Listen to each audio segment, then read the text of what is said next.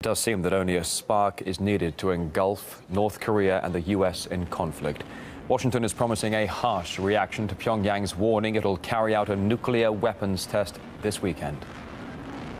We are sending an armada. If you become a threat to others, at some point a response is likely to be undertaken.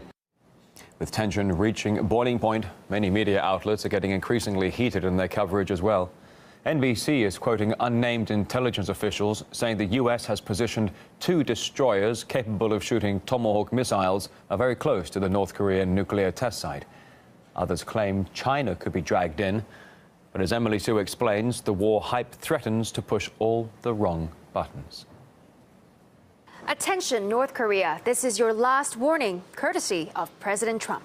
We have submarines, very powerful, far more powerful than the aircraft carrier, that I can tell you. And the mainstream media just ate it up.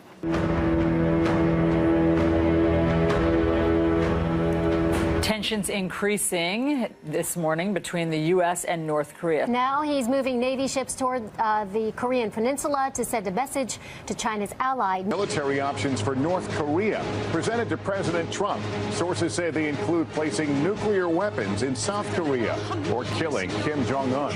We have the controversial plans. The possibility of military action by the new American president seems more realistic tonight. And when the foreign journalists visiting Pyongyang were told to prepare for a, quote, big and important event on Thursday, their excitement turned into one headline after another. The hype got many anticipating that this big and important event to be North Korea's 6th nuclear test. Except, turns out it was just an opening of a new street with a showcase of a new development project. Whoops. But that's only the tip of the iceberg when it comes to over-the-top speculation on North Korea. For example, this journalist tweeted saying Pyongyang is preparing to detonate a nuclear bomb in a secret tunnel on Saturday to commemorate the birthday of North Korea's founder. His sources are unnamed, but hey, that didn't stop the media from jumping on it. Second example, some media outlets have shown satellite images of a North Korean nuclear test site, saying there's ongoing activity there. But if you look closely, none of the visuals show any definitive evidence of any nuclear device. And it gets even better. Not only are the missiles coming, they're going to have sarin in them.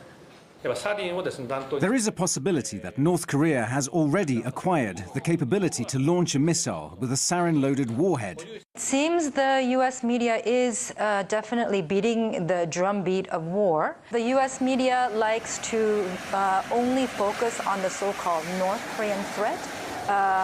But a lot of what the Western media talks about in terms of North Korea is really based on distorted facts and factual inaccuracies about the historical context of how we've gotten to this crisis. I believe what is happening right now is that the U.S. is flexing its muscle in order to intimidate North Korea. We have been here before in the past.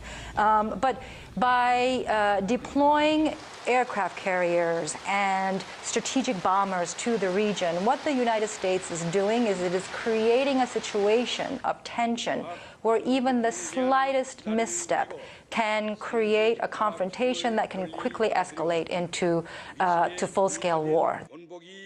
Of course, the international community should be concerned about North Korea's dangerous and unstable regime. But let's not make the threat worse than it already is.